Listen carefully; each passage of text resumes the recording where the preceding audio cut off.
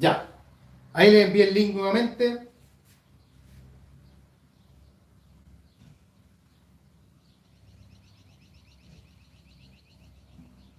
Cambié el link, cambié el internet también, así que vamos a ver si este anda de mejor manera. Ya, vamos a continuar entonces. Tenemos la clasificación de las leyes, y esta clasificación está hecha, como lo comentamos, de acuerdo al artículo 1 del Código Civil. Pero lo que se suele preguntar cuando el alumno está en este tema, cuando se le pide que explique cuáles son las clasificaciones de las leyes, luego se le suele preguntar cuál es la importancia de la clasificación, es decir, ¿para qué sirve? ¿Para qué vamos a clasificar a las leyes, civilmente hablando, en prohibitivas, imperativas y permisivas? Y la clasificación tiene que ver con la sanción. O sea, ¿cómo vamos a sancionar la infracción a la ley? ¿Qué pasa si infringimos una norma prohibitiva o una norma imperativa o una norma permisiva?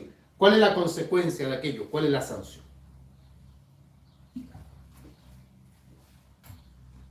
Vamos a verlo ahora. Vamos a generalizar ya, porque acá no hay siempre una respuesta única. En derecho, en realidad, todos sabemos que es difícil encontrar siempre respuestas absolutas, respuestas únicas. Pero vamos a generalizar.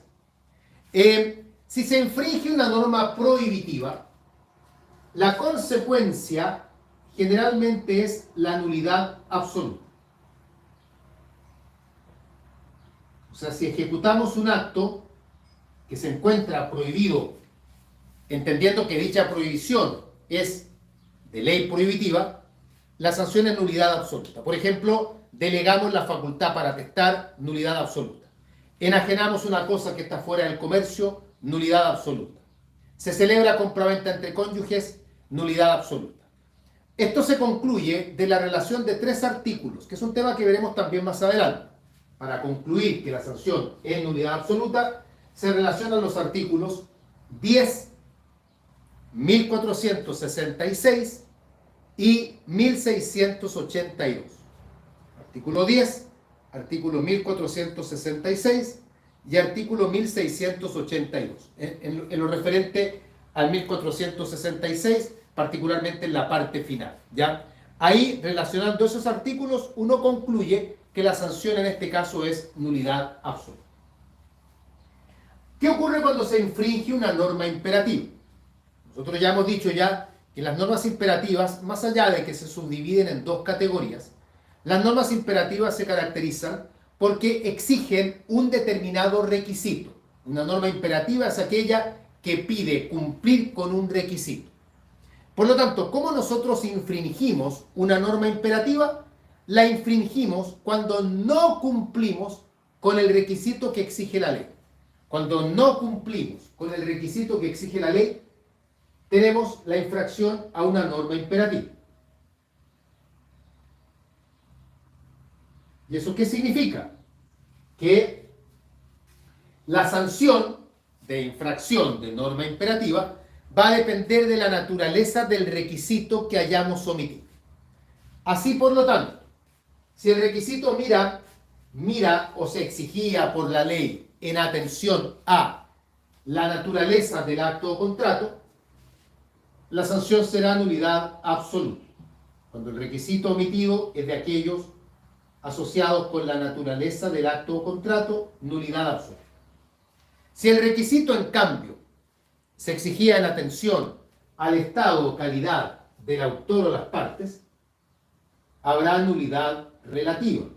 El requisito omitido dice relación con el estado o calidad del autor o las partes, nulidad relativa.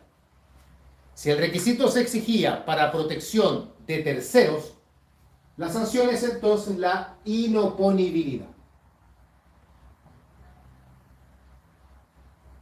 Todo esto es por aplicación de reglas generales, ya no es nada particular en realidad de la norma imperativa. Es porque en el fondo hemos omitido un requisito que señala la ley y la omisión de ese requisito va de la mano con una sanción. Hay que destacar que tanto en la ley prohibitiva como en la ley imperativa, en ambas, hay que observar que también cabría cualquier otra sanción que la ley contemple para algún caso particular. Si para algún caso puntual la ley señala una sanción distinta, será la sanción que señale la ley entonces. Y eso puede ocurrir tanto en la nulidad, en la omisión de leyes imperativas como en la omisión de leyes prohibitivas. Voy a colocar acá otra sanción establecida por. Después le voy a sacar la foto de esto, así que ahí la van a tener.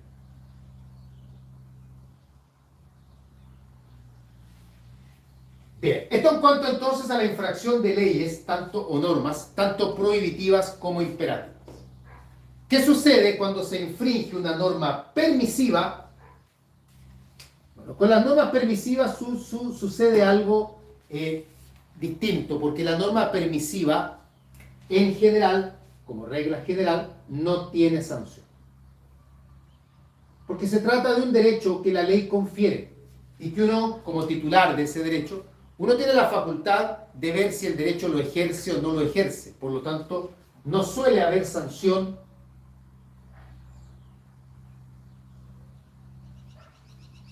como regla general. ¿Podría haberla? Claro que podría haberla. Podría, por ejemplo, haber indemnización de perjuicios. Si uno con el derecho, ya sea con el ejercicio o con el no ejercicio, perjudica a terceros, podría surgir a partir de ello responsabilidad, que lo voy a colocar acá entre paréntesis. Bien, esto entonces, o esta más bien, es la importancia de distinguir entre normas prohibitivas, imperativas y permisivas. Ya. Eso en cuanto entonces a la clasificación de las leyes. Vamos ahora, no bien que estamos haciendo un paralelo, vamos a la clasificación de la costumbre. En cuanto a la costumbre, hay varias clasificaciones. Yo ahí les coloqué en el PowerPoint algunas de las más importantes que las vamos a comentar ahora. Tenemos una primera clasificación según el país en la cual se aplica la costumbre. Según el país en el cual se aplica la costumbre, tenemos la costumbre nacional y la costumbre extranjera. No hay mucho que comentar ahí. Obviamente la costumbre nacional es aquella costumbre que se presenta dentro de los límites territoriales de un país. Esa es la costumbre nacional. Y la costumbre extranjera, naturalmente, es aquella que se genera dentro y fuera de un país. No es realmente una clasificación que para efectos del derecho civil tenga mucha importancia.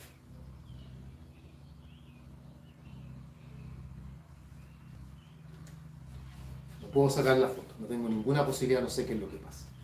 Segunda clasificación, atendiendo al lugar geográfico en el cual se aplica la costumbre, tenemos la costumbre general, que hace referencia a la costumbre que se aplica dentro de todo un mismo país. O sea, en el caso de Chile sería la costumbre que rige de Arica a Punta Arenas. Y la costumbre local es aquella que se aplica solamente en un cierto espacio geográfico, en una sola región, en una sola provincia, en una sola comuna, en fin. O sea, son costumbres que pueden ir cambiando de lugar a lugar. Esa es la costumbre local. La verdad es que estas dos primeras clasificaciones, para efectos del estudio del grado, no tienen tanta importancia, no vale la pena quedarse pegado. Pero sí me importa la última clasificación de la costumbre, que es en cuanto al efecto o en cuanto al valor que la costumbre tiene. Y ahí encontramos la costumbre según ley, la costumbre en silencio de ley y la costumbre contra ley. Según ley, en silencio de ley y contra ley. La costumbre según ley, es aquella costumbre que solo se aplica,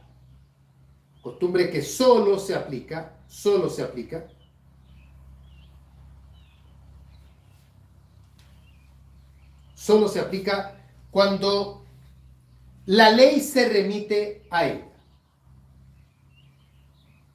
Solo se aplica cuando la ley se remite a ella. Cuando la ley se remite a ella. Como es el caso de la costumbre en materia civil, por ejemplo, que solo vale cuando la ley invoca a la costumbre, lo cual se desprende claramente del artículo 2 del mismo Código Civil. La costumbre en silencio de ley, es aquella costumbre que se aplica incluso aunque la ley nada diga. Se aplica incluso aunque la ley nada diga. Como ocurre en nuestro sistema jurídico, por ejemplo, con la costumbre en materia mercantil o comercial, que vale la costumbre no solamente según ley, sino que también la costumbre en silencio de ley. Y la costumbre contra ley es aquella costumbre que tiene aplicación, que tiene valor, incluso en contra de lo que diga la ley. Esta última, la costumbre contra ley, en Chile no tiene cabida, no se aplica.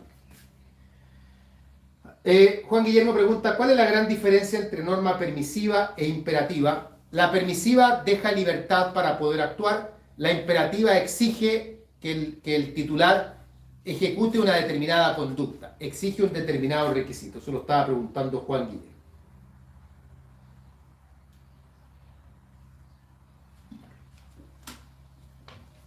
Bien, sigamos.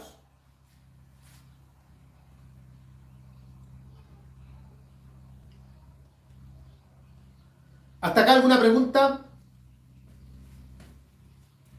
Si no todos ven las preguntas que se hacen, es porque algunos alumnos me mandan las preguntas por interno, o sea, no las colocan en el grupo. Cuestión que también pueden hacer, pueden colocar la pregunta en el grupo si quieren, o pueden mandar la pregunta por interno, indistintamente, ¿ya? Algunos no sé por qué razón, pero las mandan de forma directa, les dará vergüenza, no sé, pero en fin, no tiene nada de malo que lo hagan, así que creo que ayer alguien me lo preguntó y ahora parece que también están con esa duda. Si no logran ver la pregunta, pero como el profesor dice que hay un compañero preguntando tal cosa y yo no veo la pregunta, no lo digo por la última pregunta, sino que lo digo en general, es porque a veces me hacen las preguntas por interno.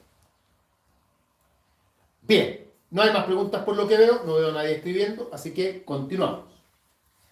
Seguimos con el paralelo, tenemos ya el concepto, tenemos también la clasificación. Veamos ahora en cuanto al efecto que tienen como fuente del derecho. Esto es bastante simple y bastante lógico lo que vamos a ver ahora.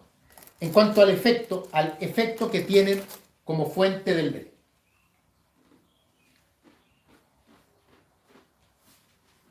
Veamos. La ley. Como nuestro ordenamiento jurídico es un ordenamiento eminentemente positivista, la ley tiene tremenda fuerza como fuente del derecho. En todas las ramas del derecho, la ley es la fuente, podríamos decir, la más importante. Derecho privado, derecho público, derecho de familia, derecho laboral, en fin. Al punto tal que el propio Código Civil se encarga de señalar que la ley es obligatoria para todos los habitantes de la República, incluso los extranjeros. Habitantes. Habitantes viene de habitación. Por lo tanto, no es domiciliado, no es residente, es habitante. Usted está en Chile, se le aplica la ley chilena, no importa si vive o no en Chile, no importa si es o no chileno, no importa si está de paso o con un carácter permanente. Igualmente se le aplica la ley chilena.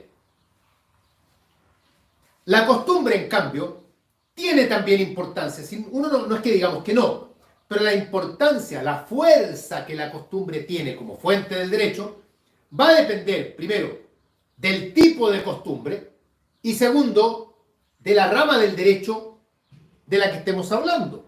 Porque ya hemos señalado que, por ejemplo, la costumbre no es igual en materia civil que en materia mercantil. No tiene el mismo efecto. Porque en materia civil solo vale la costumbre según ley. En materia mercantil vale la costumbre según ley, pero también en silencio de ley. Y en materia penal no vale ninguna costumbre. Entonces, uno tiene ahí un abanico de posibilidades que va a depender del tipo de costumbre y de la rama del derecho. No tiene, por ende, un valor uniforme la costumbre y en ningún caso alcanza el mismo valor que tiene la ley dentro del ordenamiento jurídico. Nuestro derecho no es un derecho consuetudinario, es un derecho principalmente escrito, basado en leyes, códigos, etc. Seguimos. ¿Alguna duda en eso? En realidad esto último es más parece un área vinculada a introducción al derecho que el derecho civil propiamente tal, pero no está de más comentarlo. ¿Dudas, preguntas, comentarios sobre este último punto?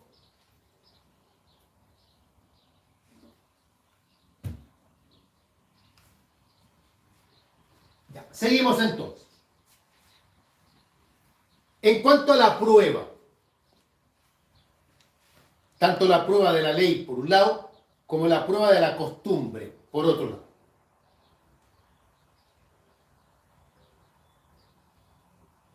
Vamos bien. Partamos con la ley. En la ley no hay mucho que decir porque la ley no necesita ser probada. La ley se presume conocida por todos. Hay una presunción de conocimiento de la ley, que más que una presunción es una ficción. Nadie puede alegar ignorancia de la ley, por lo tanto, no hay necesidad de probar la ley. Yo no tengo que decirle al juez, de acuerdo, señor juez, al artículo 43 del Código Civil, para lo cual acompaño copia del código para que usted vea que efectivamente el artículo dice eso. No es necesario. La costumbre, en cambio, es distinta. Y hay que entender que es distinta porque la costumbre está constituida principalmente por hechos. Y los hechos se prueban. En tal sentido, para enfrentar esta pregunta que se suele hacer en examen de grado, ¿cómo se prueba la costumbre? Se suele distinguir entre la prueba de la costumbre civil y la prueba de la costumbre comercial. Esta última también llamada costumbre mercantil. La costumbre civil se prueba siempre. Siempre se debe probar la costumbre civil, siempre. Y se prueba según las reglas generales de la prueba. Es decir, no tiene, nuestro derecho civil no tiene una forma predeterminada respecto a cómo probar la costumbre. Si estamos en materia civil, la costumbre hay que probarla y se debe probar según las reglas generales, o sea, tal como se prueba cualquier hecho. Será por testigos, será por instrumentos, en fin. Eso en cuanto a la costumbre civil. La costumbre comercial o mercantil es diferente. Primero porque, según lo dispone el artículo 5 del Código de Comercio, artículo 5 del Código de Comercio, la costumbre civil, la costumbre mercantil, hay que probarla solamente cuando al juez no le conste. Solamente cuando al juez no le conste. Es decir, si al juez le consta, no hay que probar la costumbre. Solo se prueba cuando al juez no le consta. ¿Y cómo se prueba?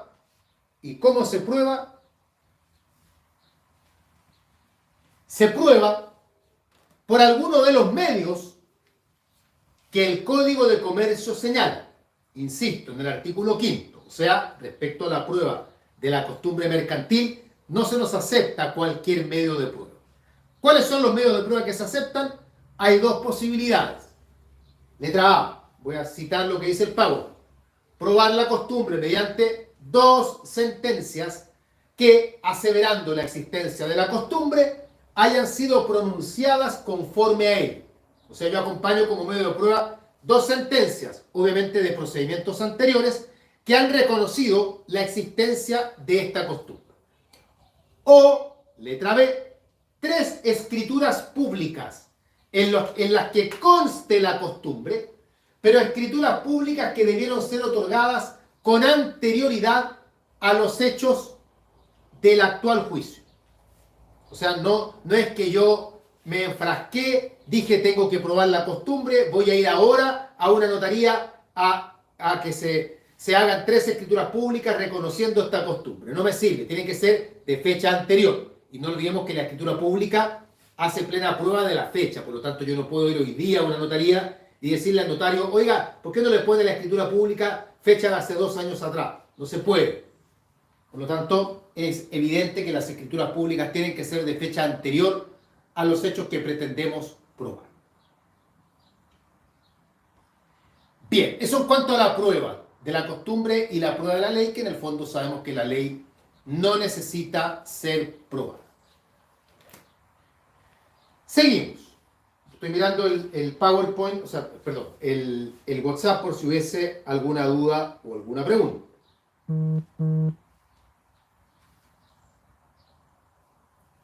Alguien está haciendo una pregunta, pero no me aparece en el WhatsApp. Desconozco el por qué. Déjenme esperar, tal vez el internet de mi teléfono puede que esté un poquito más lento.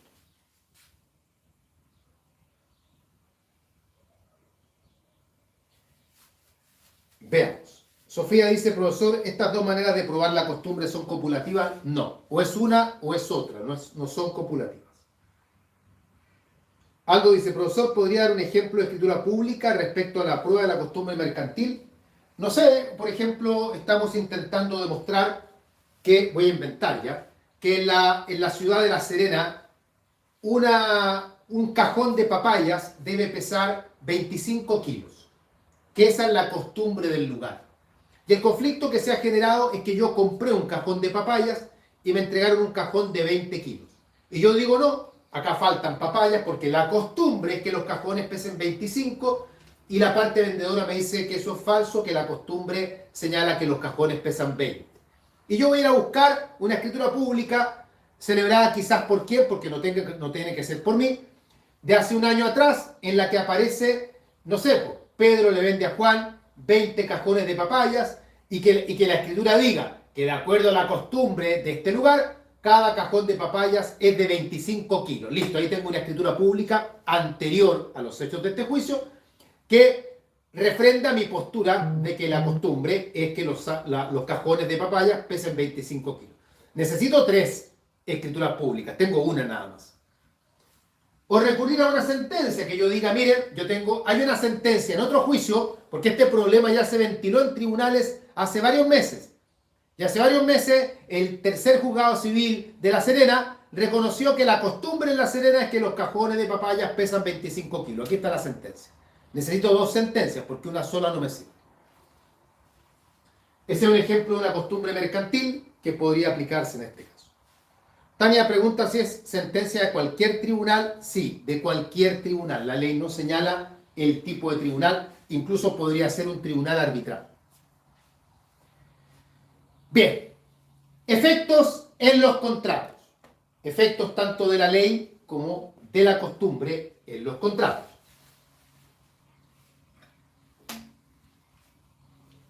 De la ley no hay mucho que decir.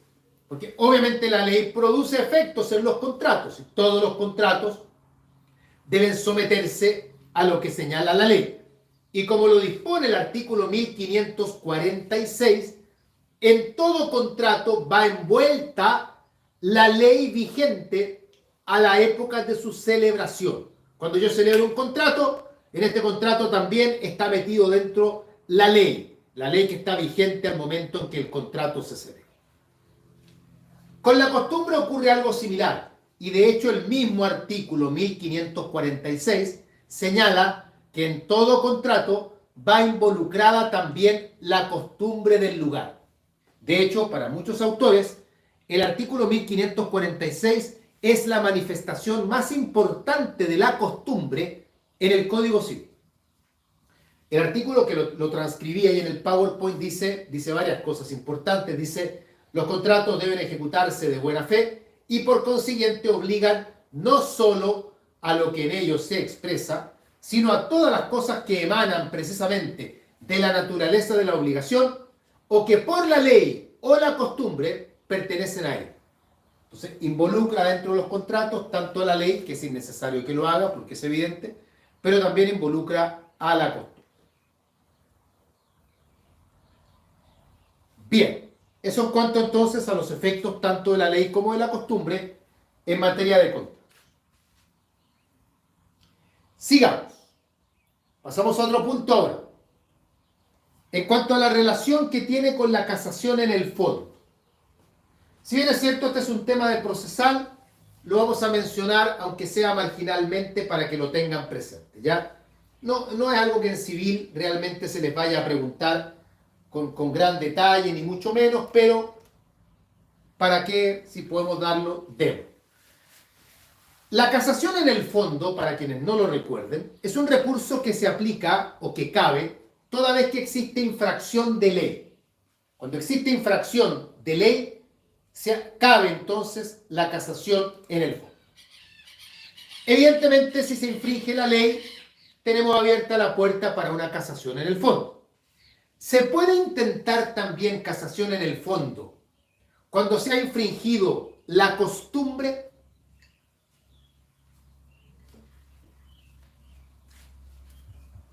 En este sentido, la doctrina y la jurisprudencia han señalado que sí.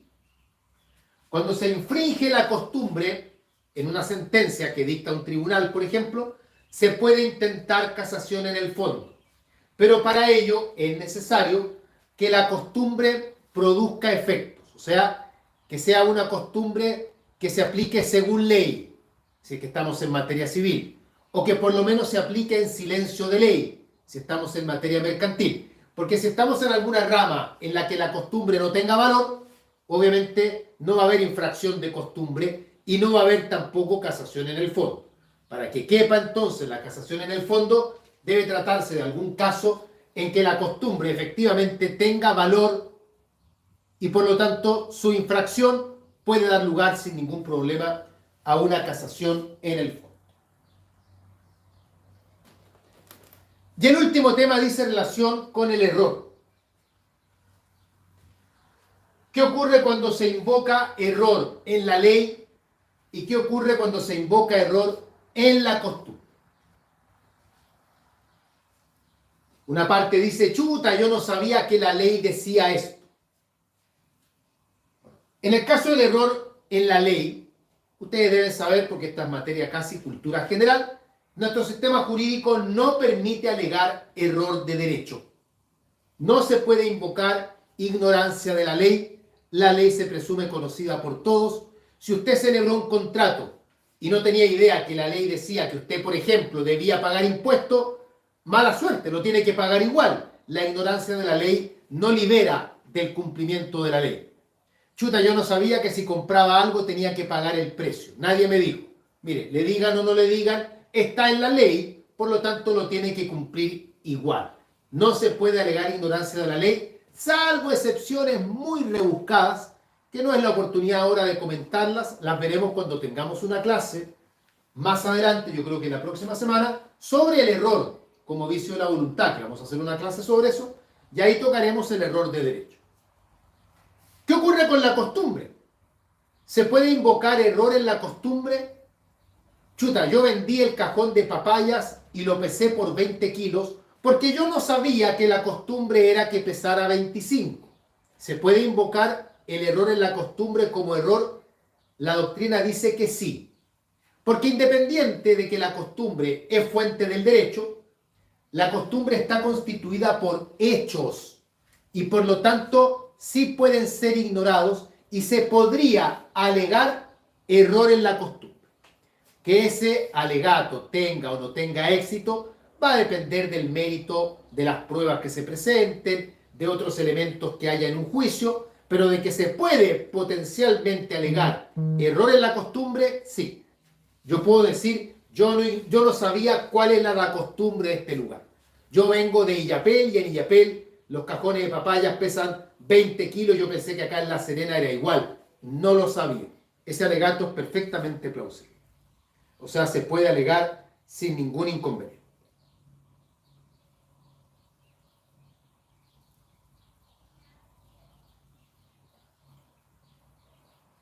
Bien.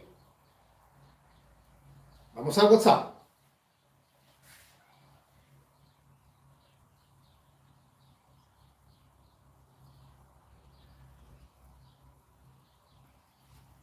no sé por qué al teléfono no me están llegando los mensajes de WhatsApp del grupo. Y los veo en la cámara. Pero la cámara no puedo mirar los mensajes porque no puedo apagarla. Y desconozco cuál es el motivo.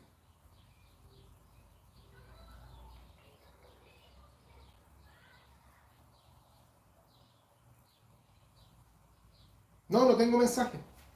Ahí cambié el internet, me están llegando otros mensajes privados, pero no tengo mensaje en el grupo, ninguna pregunta. Lo último que tengo es en octubre la pregunta hecha por Tania respecto a si era cualquier tribunal o tribunal de alzada. No tengo más preguntas, una que hizo por ahí también Sofía.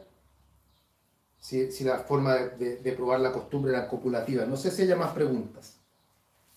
Pero no me aparecen más, si me aparecen personas escribiendo, pero por temas que no tienen que ver con el curso.